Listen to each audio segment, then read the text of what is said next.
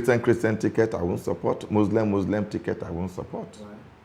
One, we are a nation where religion has played so much role in our national divide.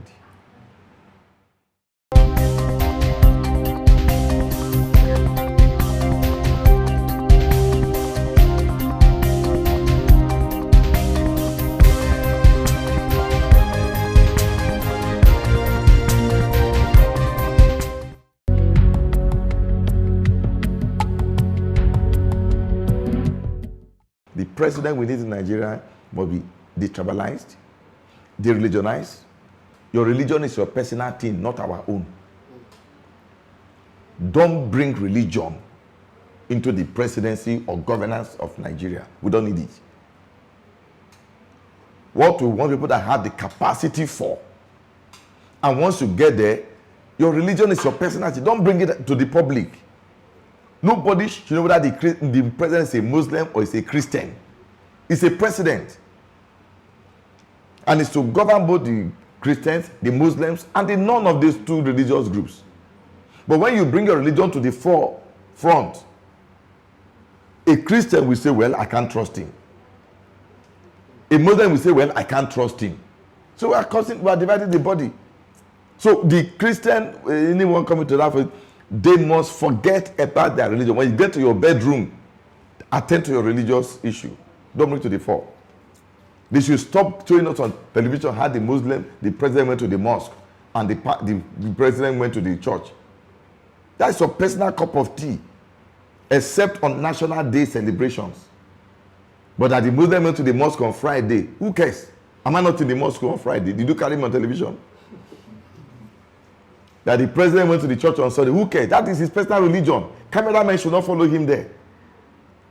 Nigeria must get to that point where the president should be a president, his religion not known by anybody. They should stop advertising their religion. That's why they are not governing well.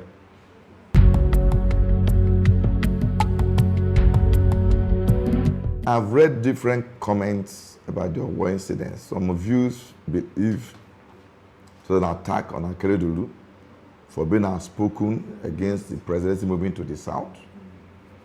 Some also believe that because he was the first to endorse and inaugurate the Amotekun. First, because the attack was in his village or near his village. So that's some people's view.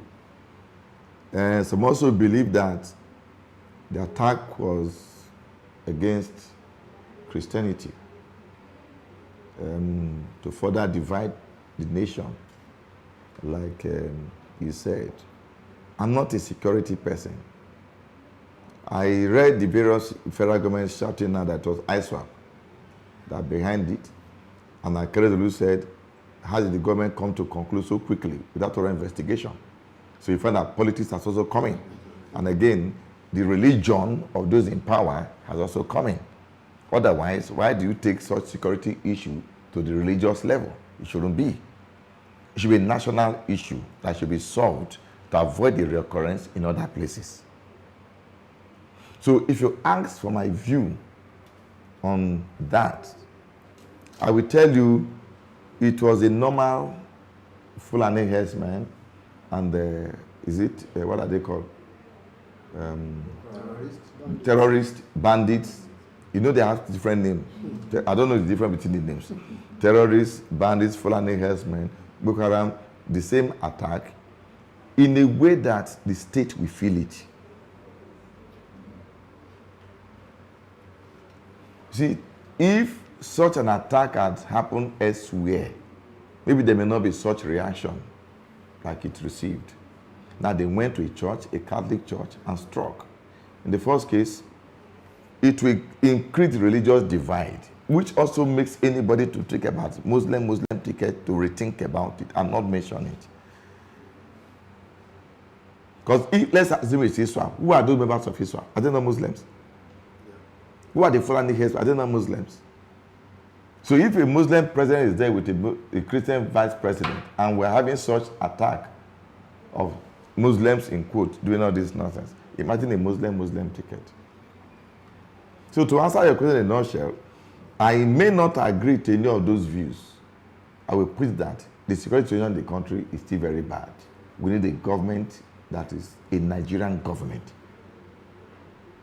And I mean, like, I'm sure you get my, like a Nigerian government. Not Islamic president, not a Christian president. A president that loves the nation and that loves the people. Not the one that loves Muslims and protect Muslims. Not the one that loves Christians and protect Christians. Because Nigeria is a secular nation.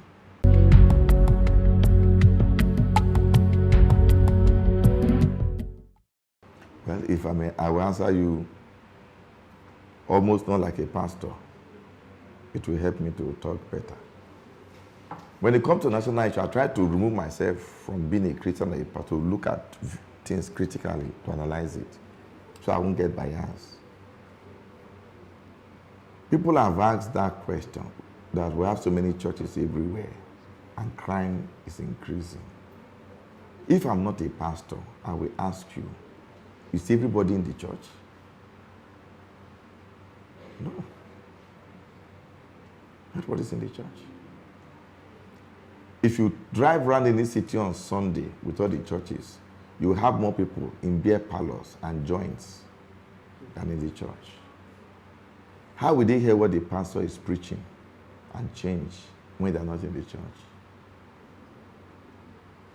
You may tell me pastors are preaching on radio and television. Do they sit down to listen?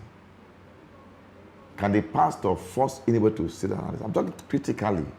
Let's assume I'm not a pastor. Does the pastor or the man force them to sit down and listen? He doesn't.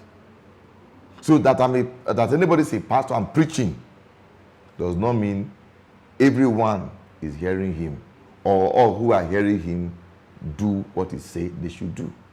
The pastor can preach. It is your decision as an adult to make a choice of how you live and what you do. Are you following me? Because when I heard about towards the church everywhere, look, at a point in this town, I was using my personal money to support other churches to rise to do the work. Because I felt we needed more churches. One night I was coming into the town about 1 midnight from Itachi end. From shortly before you get to Aru Hospital. So I caught my attention to be looking at the right. Between that distance to, let me say, to brewery, I counted about 10 new joints, beer parlors. Go and find it out. I said, what? When were these ones established? And they were bubbling in the night. Then even on this our road, I saw some new ones open up. Bubbling. The issue of crime is a moral issue. It's not even a problem or an issue of church. You don't have to commit crime because you didn't go to church. Crime is a personal decision of the kind of mind you have. It's not because of church or Muslim. It's a character. It's a habit. It's a decision to want to get something you couldn't get in a normal process. So it's not a problem of church. It's a problem of human character. Problem of human behavior. And sometimes, maybe if I may add this one, maybe the issue of crime increased so much because of the lifestyle of those in government who they see as models. Who those they see as models, flamboyance, living above their income, and giving an impression those of us who are not in government don't have brain. So what do? Which other means do I have to use if I can't go into politics? Have you taken a look at those who are going into politics? Are they really qualified to become senators and members of the House of Assembly? Go and check their records. So how do I do to get money? I go into crime. So if you look at it, it's a case of moral decadence.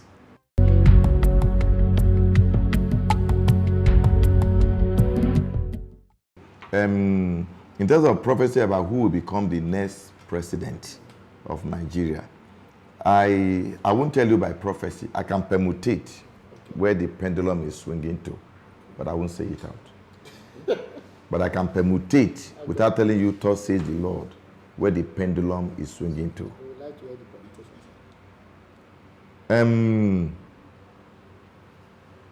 You see, without becoming an oracle of God, you can judge certain handwritings on the wall and say things will go this way. I don't think the present government has done well in 8 years. They came to fight corruption, but they are more corrupt than the corruption they came to fight. I can take you back to the October NSAS protests. Is it very fresh in our minds? I can take you back to let me not talk about the Chibok girls, which they promised to bring back within 6 months of coming to power. I can talk about the trained people that were kidnapped between Abuja and Kaduna. 11 were just released a few days ago. How long will it take a government that is sensitive and that is humane to rescue those people from that? I can talk about the various loans this present government has taken, and we don't seem to see what the monies were used for. I'm talking about how many millions, is it 700 and something millions of naira and pounds and euros that were discovered in a building in Victoria Island. You remember? And till today, the case died. Nothing heard anymore about it. There are so many things to say about the present government. There are many things that will likely work against this government. If Nigerians want to work with ideas and look for a government that will correct the errors of many years, and it's possible. So if they will, then they will not bother to talk about certain political parties because of their evils and because of the character and the past history and records of the candidates that are involved. Unfortunately, most of us, with a pack of Indomie, will sell our birthright. With a half bag of rice, we sell our birthright. That's why we have a problem. And with less than $1,000, many will sell their birthright and vote for somebody who will destroy them the more. So, I can tell you, by mere geography of calculating politics, drawing the map, that the thing will swing towards this or towards this. I think what I'm praying for Nigerians to take their life into their hand and don't vote for people who gave you money. Vote for people that have the capacity to create employment. Listen to me, my friends. In developed societies, it's a shame that in today's Nigeria, a governor can tell me he constructed road or he built house for civil servants. It's a shame. A governor will build toilet and go and commission toilet. It's a shame. A governor will tell me that he constructed gutter for water during erosion. What were you elected to do? What were you elected to do?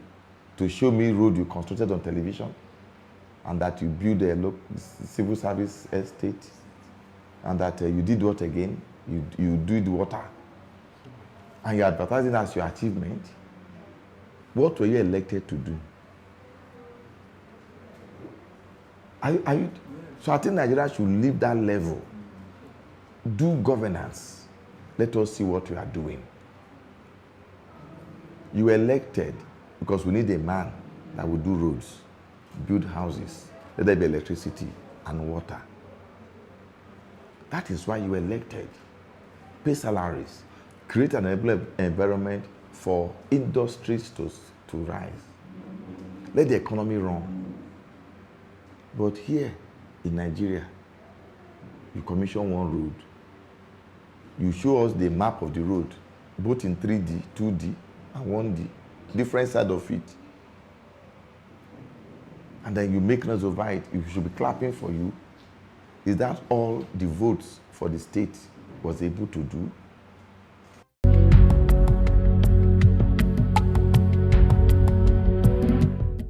If you ask, now bring us again to the issue of, you see, you just answered your question about Muslim ticket issue. Now, if Muslim ticket is good, why do they say Power should shift to the south? Because the south is majorly Christian. I'm sure you know that. So the essence, apart from the issue of ethnic or region, we talk about religion, it's assumed north is majorly Muslims. So anybody from the north is assumed a Muslim. Any from the south is assumed a Christian. That is the normal thought in people's mind.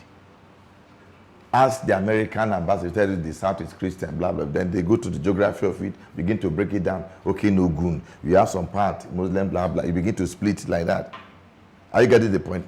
Now, should power shift to the south? Why not? But if you ask me as a Nigerian, I will tell you power should not be anywhere but upon those who have the capacity to rule. This issue of power should shift. I don't believe in it. But because of the state of the nation, power has to shift. Because those in the north feel it is their right, which should not be for an intelligent person. A true Nigerian should not see power as his own, but as I'm in custody of it on behalf of the Nigerian citizens. But because our mentality is wrong, so the South says, okay, you have been there now for 8 years, it should come to the South. If the president at the center has acted like a Nigerian, nobody will cry for power to show the South. That's what I'm trying to talk about. If the president behaves like a Nigerian, I was talking to a state governor somewhere, I said, Your Excellency, I was so and so pleased, this road is blah, blah, blah, blah. You know what he replied me? He said, Apostle, I respect your view and I agree with you. He said when so and so governor was in power in the state, he developed his area. The next one came, develop his area. Since it's my turn, let me develop my area. That is wrong in leadership. That is wrong in leadership. So we need a true Nigerian. A true Nigerian to be in power. Not a religious bigot. Not an ethnic bigot. Not a regional bigot. With a true Nigerian. Who will be there and we forget where he's coming from. But we see himself as a Nigerian to govern Nigeria and distribute the commonwealth. Give every zone what they deserve. Develop every zone such that in every zone, like in America, every part of America is the same. You get to one village, you wonder whether is it the same village you were yesterday? But they have different names. But development is going on everywhere. The president does not pay special attention to his own state, where he's coming from, or religion. Neither does the governor of a state. So you give development to everywhere. The local government chairman, local government should be allowed to function. Now they've killed it because of that selfish interest. Did you get what I'm talking about? So pass it to the south, yeah, because of the nature and the state of the nation today. It should move to the south. Otherwise, let power remain in the hand of those who have the capability, capacity, and quality and intelligence to rule, not region, capacity.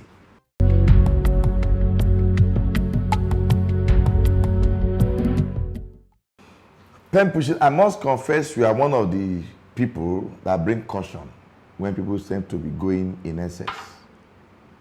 I must tell you, I I am proud of pen pushing, and I've recommended pen pushing to different. Even this morning, I heard a story there, and they were arguing. Some senior ministers were arguing. I said, look, from a very reliable source, this is what is going on.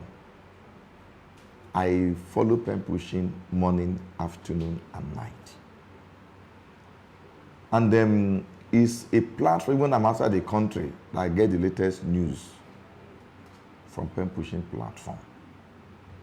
And the news on the information on pen pushing are authentic, reliable, and dependable. Took my time to listen to the interview with Benga Daniel, former governor of the state. And there are quite a number of them I followed it. Bode Mustafa, I followed them. I take a lot of interest in it. Well, to me, maybe I want to unwind, but you journalists should not unwind on the platform. But pen pushing is for real, and you are doing very well on pen pushing.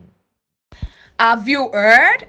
And what? That Pen Pushing Media, a fast-growing media organization, has birthed with new initiative in the media world. Pen Pushing has landed as eager into the media industry to add value to journalism, which include introduction of live coverage of events across the globe.